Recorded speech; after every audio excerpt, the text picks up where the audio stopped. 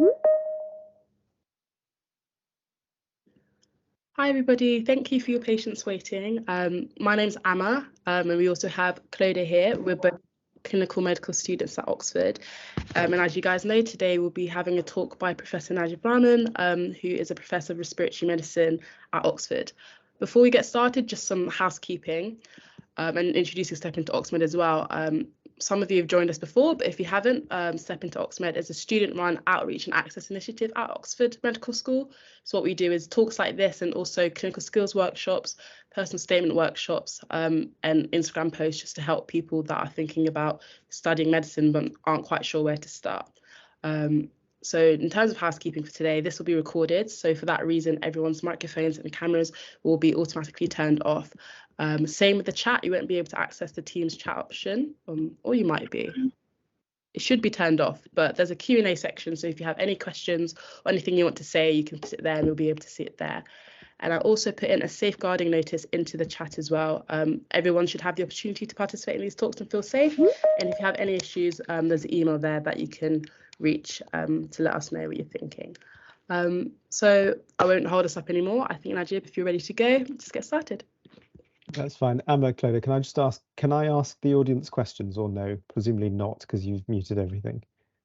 You can, and they can answer the questions in the Q&A. I don't know if you can see that, but we can let you know what they're saying. Okay, I can't see the Q&A, so I'm going to, do you mind staying on and just monitoring that? Is that okay? Yeah, that's fine. Okay, brilliant. Okay, I'll get started then. So folks, welcome. Sorry to be a little late. We had some inevitable team issues. So my name is Najib Rahman and I'm a professor of respiratory medicine here in Oxford. I'm also a consultant respiratory physician.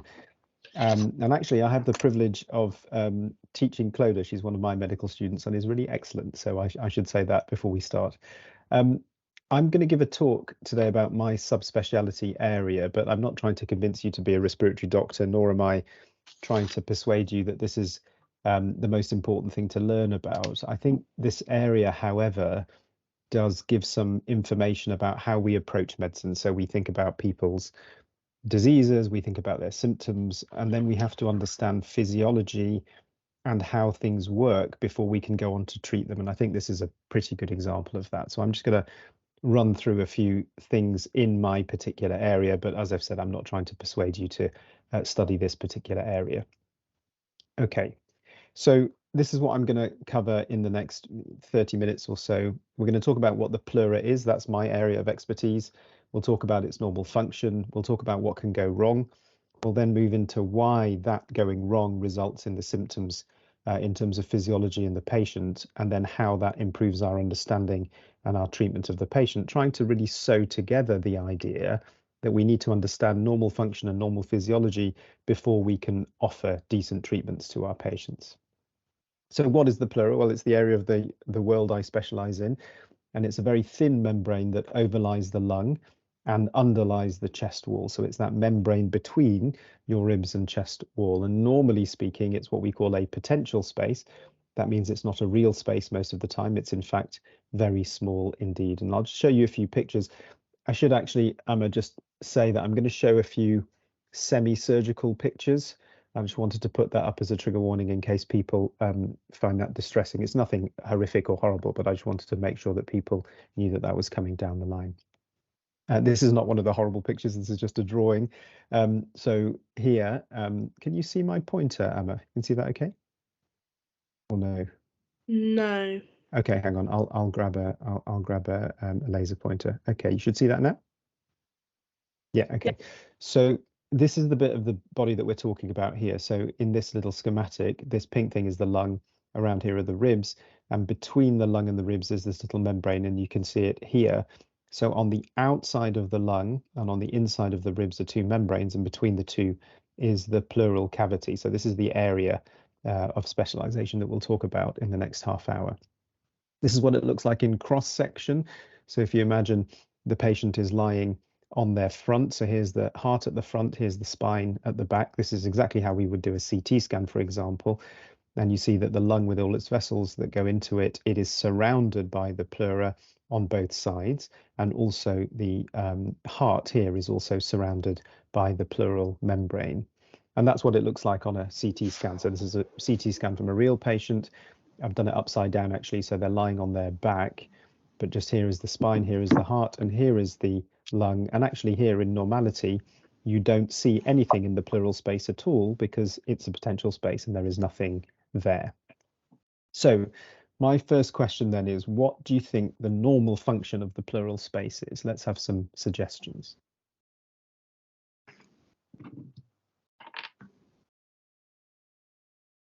So if you'd like to share your answer, use the Q&A section on Teams and I'll be able to read them out for us.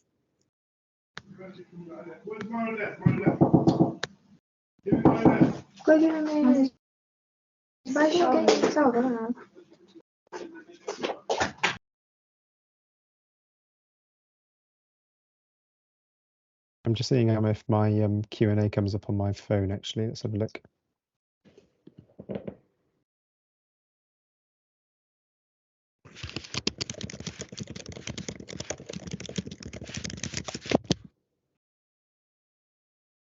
Any suggestions in the chat?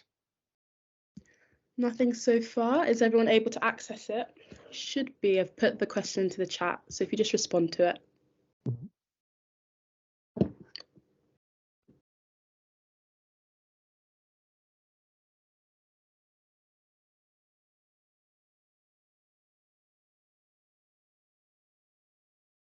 Nothing so far.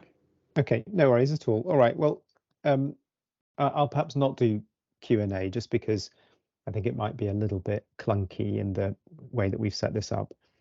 So there's lots of theories as to why we have a pleural space. Most people think, well, the lung, as you breathe in and out, needs to move smoothly within the thoracic cavity. And so it's there in order to provide normal function. It's perhaps important in order to drain the lung of excess fluid and so on and so forth. In fact, having researched this area for the last 22 years, actually, unfortunately, the pleural space has absolutely no function. And why can I be so confident about this statement that it's a redundant space? I'll show you two reasons why. So this is the first. These are elephants. Why am I showing you elephants? Because this particular chap, John West, he was a physiologist. He went on to do lots of work in embryology and the embryology of animals. And what he found was that when little elephants are within the embryo and within the utero, they have a pleural space, but by the time they become adults, their pleural space has fused completely. So adult elephants spend their entire very long lives with a pleural space that's completely fused, unlike in the human situation. So that's one evidence of why we don't need a pleural space. Here's another evidence of why we don't need a pleural space. So this is an American bison. Why am I showing an American bison? Because we have lots of historical evidence that the Native American Indians would be able to kill these very large bison with a single arrow. And that doesn't quite make sense because it's such a big, large animal. Why would a single arrow going into its chest kill it? And the reason is because this particular animal has a single pleural space. You and I, we have one on the left and one on the right-hand side. And what this means is that if a single arrow, sorry, there's a lot of noise in the background. Can everybody mute, please?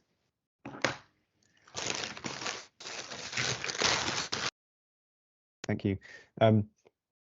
There's a single pleural space for this particular animal, which means that when an arrow penetrates, then both of the lungs collapse completely. And that's why a single arrow can kill such a large animal. And in fact, we see this in life in humans sometimes. So this is a patient who's got a bit of air in the pleural space around the edge just here. And in fact, they've had an injury to the lung on this side, which has spread to the other side, causing collapse of both sides of the lung. And that's called a buffalo chest. Okay, that was just some background. Let's do a bit about the basic anatomy so we're all on the same page. In this particular schematic, over here, north, so to speak, is where we would end up having the pleural space and the ribs. So down here is the lung, and what you have is a layer of cells at the top, some elastic layers, and then some blood cells, some fat cells, and then some lymphatic communications down below. So it's quite a complex, although it's a very thin membrane, it's quite a complex membrane. And at the top layer just here, if I show you a little picture, what we have is this single layer of cells, and they're extremely active, and they're covered in these things called microvilli that you might have studied at school.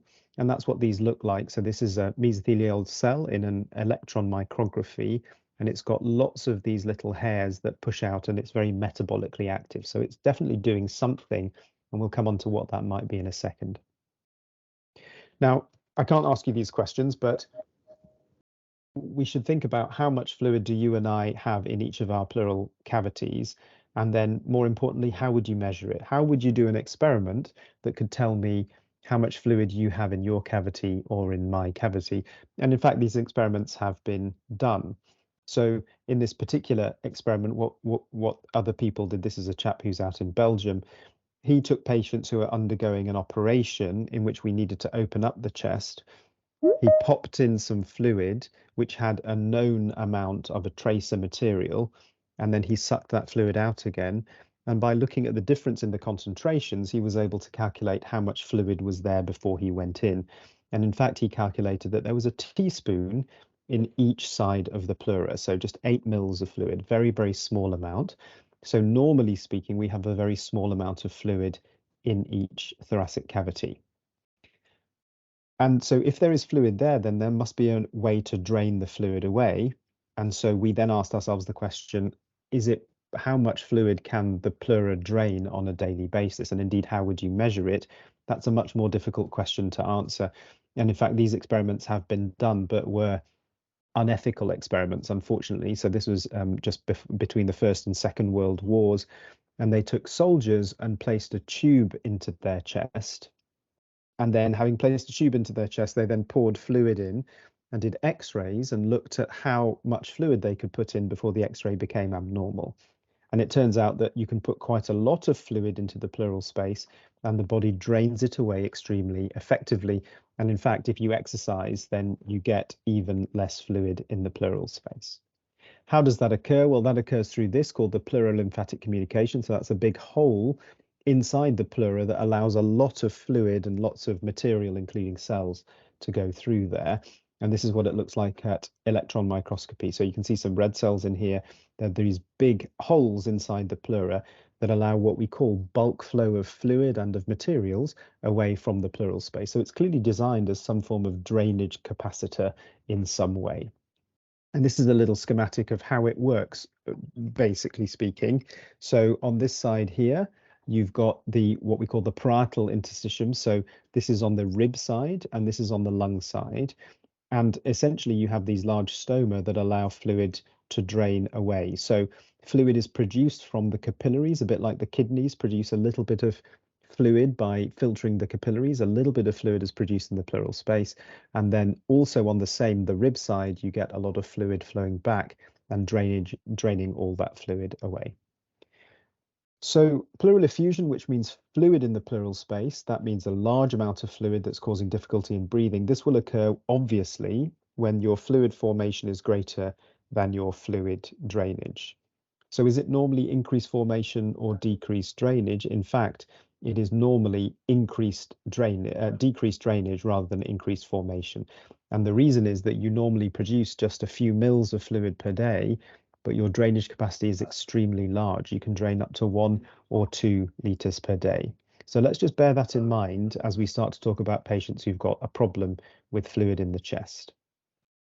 Okay, here we go with the slightly sort of surgical view. So we have ways of looking inside, and this is called a thoracoscopy, where we place a little port into the chest with lots of local anesthetic, so it's not painful. And we put a camera inside and we feed the camera between the lung and the chest wall to have a look at the inside of the chest. And I'll just show you what that looks like. So this is me doing this on a patient who is awake. The lung is down here. Down here is the diaphragm, and this is what the pleura normally looks like. So we're now looking up north towards the top of the lung. On the right-hand side here is the lung, this nice pink organ. So this patient hasn't smoked and is healthy. On this side is the pleura. This is the top of the lung. And all I want you to notice is that the pleural membrane here is very thin. You can see blood vessels going through it, and you can easily see yellow fat and pink muscle. And this tells me that the pleura is completely healthy and normal looking. So that's what it looks like normally. The question is, what can go wrong and what do we spend our time in medicine doing? Here is a normal X-ray. Again, normally I'd ask you lots of questions, but let's not do that today. So here in the middle is the heart. That's this big white thing. You've got the ribs coming out on the right of the patient and on the left of the patient. And the pleural membrane is around the edge just here. And in fact, you can't see it at all. And that's because the lung is against the chest wall. And so there is nothing to see. So you see the rib right next to the lung just here. What can go wrong is when you fill up with fluid. And this is a patient who's got a very large amount of fluid on the right-hand side. And you can see that the whole of the right lung has been compressed down, causing collapse of this side of the lung. And this patient got into significant trouble. Just to compare the two, this is normality, and this is a large right pleural effusion, so a large gathering of fluid within the chest cavity. On a CT scan, this is a normal CT. I've shown you this already. So the ribs are right next to the normal lung. So you have black right next to white just here. Whereas if you have a pleural effusion, this is what it looks like. So on this side, that's the left of the patient, there is black right next to white. So normal lung next to normal rib. On this side, there is a large amount of fluid sitting inside the chest cavity. And this is what it looks like at that thoracoscopy. So we're now looking inside the chest of somebody who had a lot of fluid, that you can see some of the fluid remaining here that we drained away. This is the diaphragm moving around. And here, unfortunately for the patient, there are these nodules which are due to cancer, which is the cause of the fluid in their particular case. Okay, so let's talk about a case. This is a man called Mr. PB. He's 68 years old. He's normally fit and well, and he presents to hospital with this very abnormal X-ray and a large amount of fluid on the chest. So what symptoms might he have? Again, because of the Q&A function, I won't bother asking questions, but the sorts of symptoms he might have chest pain, he might be breathless, he might have a lack of energy, he might feel generally unwell, he may have sweats and fevers, but the majority symptom is in fact breathlessness. And that's where the title of my particular talk comes from. So this is a patient who I saw many years ago. And in fact, when he came to see us in clinic, I asked him what was wrong. And he said, I'm dying to breathe. That was his main problem. And we're going to just think about why this patient might be breathless and how that helps us in terms of treatment, just as an exemplar of how we do things in medicine. So the question is, why is this patient breathless? Well, I guess you could come up with several different theories, and then we can work them through one at a time. So here are some possible causes. It may be that the function of the lung is compromised. His oxygen levels may be abnormal. It may be that the lung is compressed and squashed, and that causes breathlessness. It may be that one of the other gases that the lung sorts out, that's CO2, maybe that's causing a problem, or it may be due to pain. So let's just work those through one at a time. Now, some of you may be familiar with this. This is called the oxygen hemoglobin dissociation curve. What this tells you is how hemoglobin, how well saturated it is, how much oxygen it takes up according to how much oxygen is available to you. And this is a beautifully designed system, and this is why, because you can see the top part of the curve is entirely flat. Now, what does that mean? It means that whether you're breathing a lot of oxygen or a bit less oxygen, your oxygen saturation remains roughly the same. And this gives us as humans the ability to maintain the amount of oxygen we're delivering to our tissues, regardless of whether there is a big step down in the amount of oxygen that we're breathing. And therefore, probably oxygen is not the main problem in this particular man. And in fact, when we go and look at this particular man and we ask, how is his oxygen levels are in fact very good indeed. So a normal oxygen saturation is about 95, 96%, and he is managing that absolutely fine, not on any oxygen, despite the fact that it looks like one of the lungs is not working at all. Now, he is breathing harder than he should be breathing. So you and I, we breathe at about 8 or 10 breaths a minute. He is breathing at 30 breaths a minute, so he is breathless, but he is maintaining his oxygenation. So oxygen is not the reason that he is particularly breathless. And in order to understand that, we need to understand a little bit more about the physiology of the lung. And I just want to spend a couple of minutes on this. Some of you may be familiar with this diagram. So in this diagram, I'll just show you in the blue here is the alveolus. So this is where your air goes as you're breathing in, and the air sits just here, and it's linked to a pulmonary capillary. So that's a blood vessel within the lung. The purpose of the lung is to send blood next to the alveolus and allow oxygen to come in and the CO2 to go out again. So that seems fairly simple. But actually, when you start to think about it, it's a bit more complex than you think. So people think of the lungs as a pair of bellows, like a big balloon. In fact, they are a much more complex organ than that. They integrate a combination of blood flow and airflow. And in order for the lungs to work correctly, you need a combination of both. So there is this thing called VQ, which I'll just explain very quickly. V is ventilation, so that's how much air is coming in and out of this blue area here. And Q is perfusion, which is how much blood flow is coming past it in the vessel. Remember that they're completely separate entities. So in this normality here, we have a good amount of ventilation and a good amount of blood flow. So the ratio is pretty good. It's 0.8. This is a normal, healthy, functioning part of your lung. I hope all of your lungs look exactly like that. Now, we can think of two different problems then where this will not be the case. One is where you are ventilating, so the blue is still correct, but there is no perfusion, so there's no blood flow. And in this case, the air is coming in and out, the blood is coming in but is not becoming oxygenated, so it's coming in without much oxygen and it's leaving without much oxygen. And this will lead to somebody having a low oxygen level. So that's called dead space. An example of this, for example, if you think about it, would be if there was a blocked artery or a blocked blood vessel. And in this case, so this would be a clot on the lung or something similar. And this results in no blood flow, and hence the patient becomes deoxygenated. On the other side, on the left here, is the opposite problem. So here we have blood coming in and out very nicely, but there's a problem with the air getting into the alveolus. And this being the case, we have what's called a shunt. And then again, the blood comes in deoxygenated and it goes out again deoxygenated as well. And again, this will give you a low oxygen level. So it seems that our patient doesn't have either of these. And why is that? Well, I'll show you why. In this CT scan that I showed you before, this is the fluid, and this thing here is the lung. And so the fluid has compressed all of the air out of the lung. It's completely collapsed the lung like a balloon decompressing or deflating.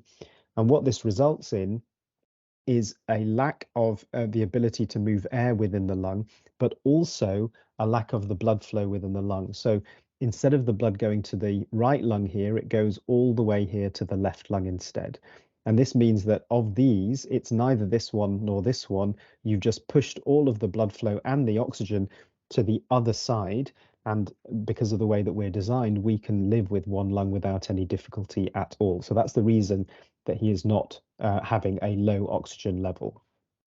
So the problem is not an abnormal oxygen level. The problem is, I won't go into the physiology, but it's not an abnormal CO2 level. He's not related, he's not in pain. So is it then because of the compression of the lung, as I've shown you here? Is it the case that if you compress your lung, you become very breathless? Well, if it was compression of the lung, then we would expect that when we remove the fluid, the lung would get bigger, and the amount that it got bigger by would result in him being much less breathless. So this is a procedure that we do every day in my unit. So we've the patient sitting up here, we've put some anesthetic between the ribs, and we're feeding a little tube between the ribs and then draining the fluid out. And in this way, we can decompress the lung. But it looks as if this isn't the mechanism either. And let me just show you why. Even if you drain a huge amount of fluid, about 1,000 mils, so that's about a litre of fluid, you don't increase your lung volume by very much indeed. So your lung volume, my lung volume is about 6 litres or 6,000 mils. If I withdraw 1,000 mils, we only gain about 200 mils of lung function, so to speak. So it's very unlikely that when he feels better, it is due to the lung becoming decompressed. I'll skip that actually, it's slightly complicated. So what is the mechanism? Well, I'll show you what the mechanism is just now. And to do that, I wanted to show you an ultrasound, which is the sort of scan that we do in these patients. I'd like you to imagine that our patient is lying on their side as this patient is here. Here is the diaphragm, and here is the fluid with the lung compressed down here. And that's exactly what I'm showing on the ultrasound here. So here is the diaphragm, here is the fluid, and you can see that the lung is compressed down here. Now, I'd like you to notice something about the diaphragm. Here, I've written in the diaphragm in red, and it's the normal shape, so it's concave that way. And when you breathe in, you expect as you breathe in the diaphragm to move downwards. So you can do a little test on yourself to prove this. So if you're sitting there at home, if you put your hand on the top of your tummy and you take a big breath in, then your abdomen should move outward. And the reason is that the diaphragms are normally shaped like this. And when you breathe in, they push down. And when you breathe out, they come back up. If you notice on this ultrasound, because of the large amount of fluid, the diaphragm is the wrong shape. So it's flipped completely upside down. And when the patient breathes in, it in fact moves the wrong way. Now that's interesting. And because of the way that our breathing mechanisms work, this phenomenon makes you incredibly breathless. And in fact, this is the reason that the patient is breathless. So I'll show you that in large. This was our patient, Mr. PB, and he had about 4 liters of fluid sitting inside his chest just here, causing him to be very breathless and very uncomfortable. So we removed 2 liters, half of the fluid in there, and this is what then happened. So you can see that the diaphragm is now back to a normal shape. It looks much more normal. It looks much better. The lung is still down here and compressed. There is still fluid, but he felt spectacularly better.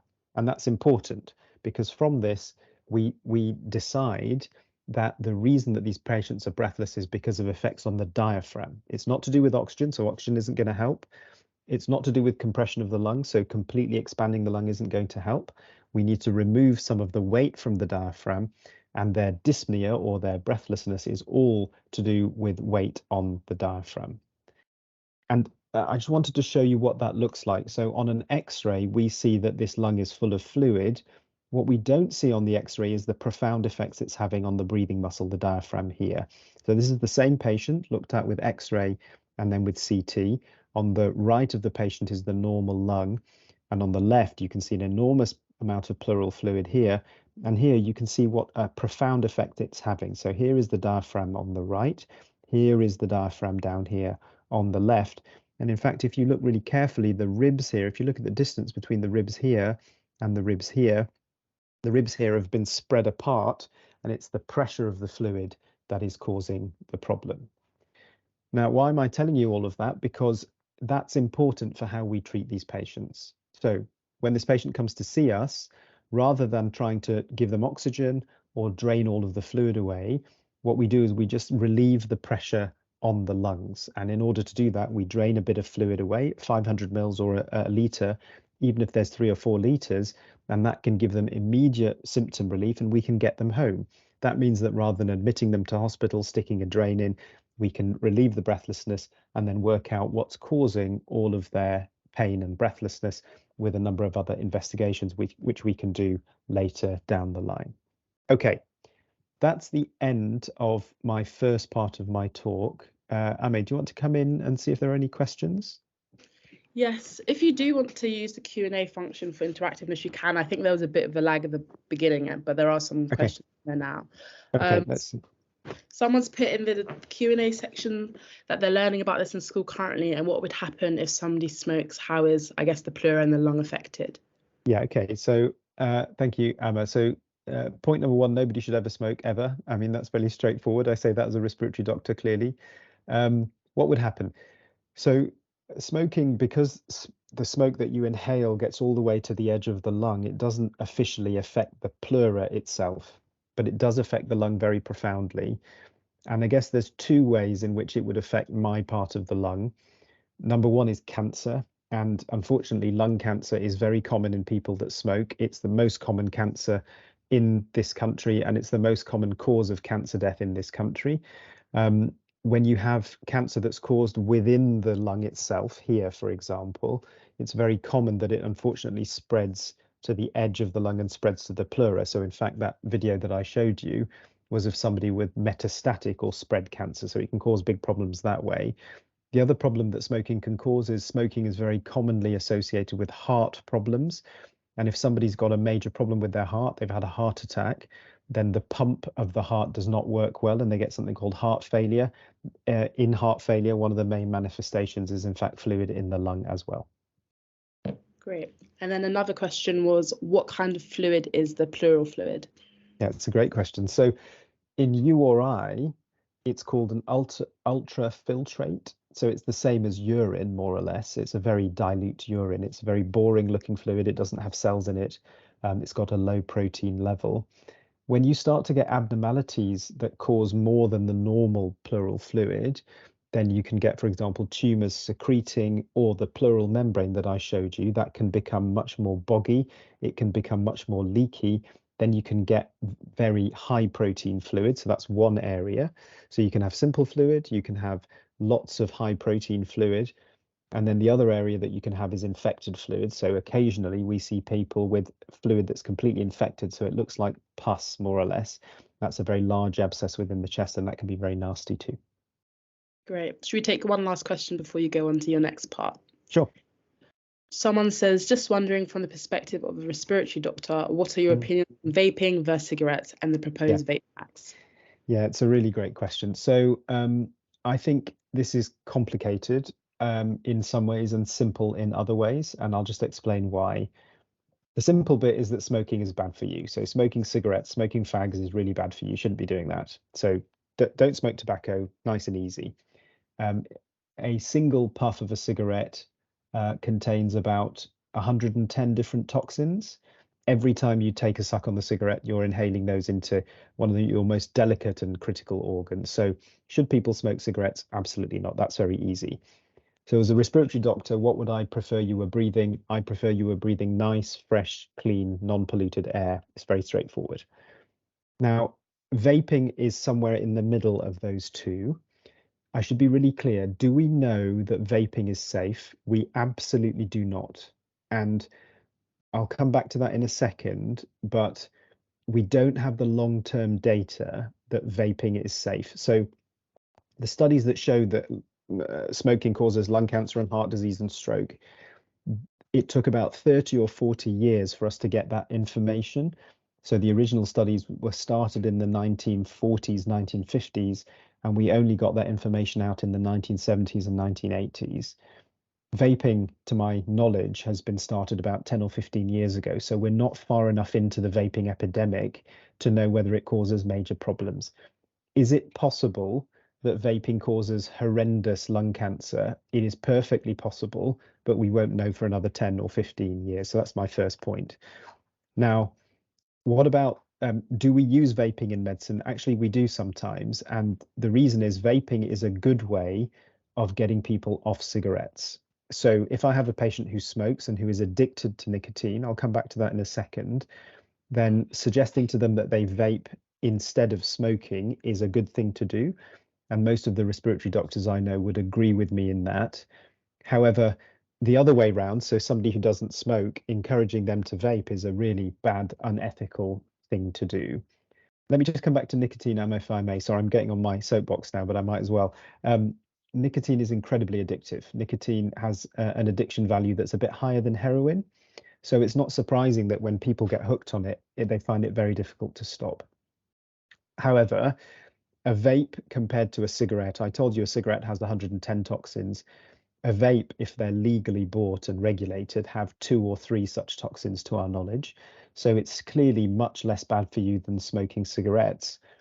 But if you're not smoking, then you shouldn't be vaping. And, you know, the big tobacco companies are pushing vapes very, very hard indeed, saying it's safe, and we absolutely don't know that. I hope that's answered the question.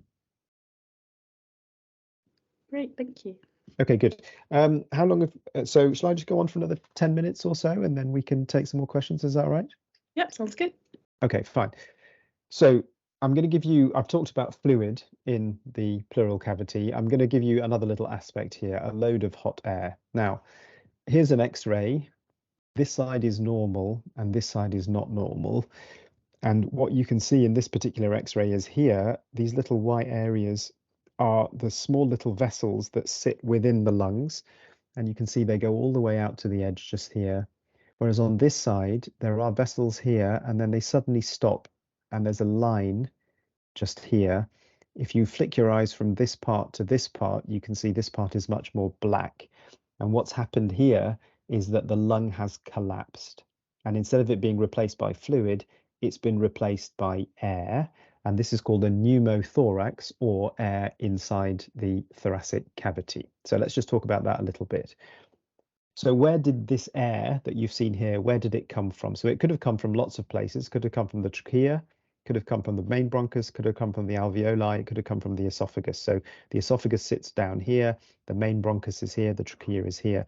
In fact, the answer is that it came from the alveolus, which is a little area at the edge of the lung just here that for some reason is leaking. Why am I putting up One Direction? Because One Direction, in fact, are a cause of pneumothorax. Let me show you why. This was reported on BBC News some years ago. There was a girl at a One Direction concert. She screamed so loudly that she managed to collapse her lung. And in fact, this was reported in the Daily Mail, not that I read the Daily Mail, but then was reported on PubMed. You can look this up on PubMed. So this is a case report of somebody screaming so hard that they got a pneumothorax. So what causes a pneumothorax? Well, actually, we know a little bit about that now, and that is, here's a CT scan of somebody with a pneumothorax. This white thing is the chest tube that we've put in to drain the air away. But I'd like you just to look and see at the edge of the lung here, can you see that there are these little outpouchings which look pretty abnormal? And it looks as if some young people, for some reason, have bits at the top of their lung that are abnormal and seem to leak. And I'll just show you a surgical picture now. So this is looking inside, as I showed you before. So here's the pleura over here. Here's the lung. The lung should look pink and healthy like this. And instead, they've got this, which I describe as bubble wrap. So rather than being like a balloon, they've got these little areas of bubble wrap. And for years, we thought that the bubble wrap was the cause of the pneumothorax. So for some reason in development, they've got a problem at the edge of the lung. This means that if they scream very loudly or they have a high pressure situation, then this can pop and the lung can collapse down. But in fact, we've learned a bit more about this now. So these things are called blebs. Are they causative? I'll just skip that actually. This is a wonderful piece of science that is not going to work, unfortunately. Okay, sorry, my video is not working. Essentially, we think that these blebs, this is what normal lung looks like. So over here is the outside world, here is the lung itself. So these are the air spaces of the lung. This is what the edge of the lung should look like. And when we biopsy people's lungs who have pneumothorax, it looks like this instead. So they've got lots and lots of these air spaces. And it turns out that the problem is not the bleb on the surface of the lung. The problem is that the lung underneath is generally abnormal, as you can see here. So it's what we call porous. So it's almost like it's full of holes. And we are just beginning to understand the genetic underpinnings of why this should be. What this has taught us is that in the old days, if I go back, my surgical colleagues would resect this. So they would remove this and say, I've done a good job and it's absolutely fine, and the patient won't have another pneumothorax. In fact, what we learned is that if you just take the blebs away, then it doesn't solve the problem. Because you've just got rid of the blebs, whereas the rest of the lung remains abnormal.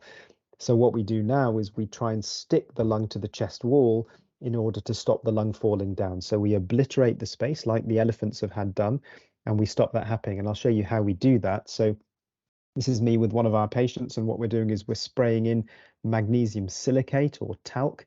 What that does is that causes an inflammatory reaction on the rib side. As the lung comes up, it then sticks to the chest wall, and that stops it falling away, just like the elephant situation, and that stops people having a pneumothorax. And that's what it looks like after we've done it. So over here's the chest wall, here is the lung, and you can see we've created these adhesions between the lung and the chest wall. So having understood the physiology, we now understand what the correct treatment is. Okay, I'm going to stop there, Emma, if that's okay. Do invite people in to ask any questions they would like, and I'll stop my sharing.